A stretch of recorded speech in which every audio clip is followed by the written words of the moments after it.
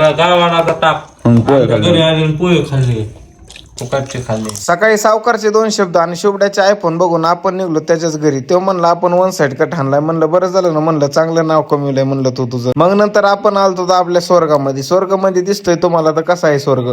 मग ती एका स्वर्गामधून आपण दुसऱ्या स्वर्गाकडे दिशेने रवाना झालो. तर किरण शेठ म्हणले मी गोरा आहे. म्हणलं भाऊ तू पहिल्यापासूनच गोरा आहे. मग काय दार पडत होती एकदम मस्त पैकी. शुभड्या म्हणला मी डिप्रेशन मध्ये चाललोय. त्याला म्हणलं तू डिप्रेशन मध्ये जा पण संध्याकाळपर्यंत माघारी ये. मग तिथून आपल्याला माणसं दिसत होती एकदम खाली एकदम मुंगी सारखे. त्यांना पाहून नंतर शुभम म्हणला की आपला एक शूट काढ म्हणला सिनेमॅटिक. मग काय शूट काढून पाण्यामधून उड्या टाकून आपल्याला म्हणलं चला आता घरी आलो. तर आपलं पोल्ट्री मध्ये आलो. पहिल्यांदा पोल्ट्री मध्ये सगळ्या कोंबड्यांना खायला टाकायचं होतं. ते म्हणले तू खाऊन आला ना आम्हाला उपाशी ठेवतो काय रे म्हणलं नाही म्हणलं तुमची तर काळजी घ्यावं लागेल ना म्हणलं. मग काय त्यांची काळजी घेतली मस्त पैकी. आणि रूम मधली काय केलं 5 किलोची आपण हे आणलंय काय तर मोठं मीठ आणून आपल्याला टाकायचं होते नारळाच्या झाडांना. मग काय प्रत्येक नारळाच्या झाडाला टाकलं. 5 झाड आहेत आपल्याकडे. 5 झाडांना सगळी मीठ टाकून घेतलं. नंतर पोल्ट्री मधली लाईट वगैरे बंद केलं आणि नंतर दरवाजा लावला आणि नंतर म्हणलं आता कुलूप लावून नंतर शुभड्या माझ्या कालता म्हणला लय मोठ्या चॉकलेटी आणल्यात म्हणलं तूच खा.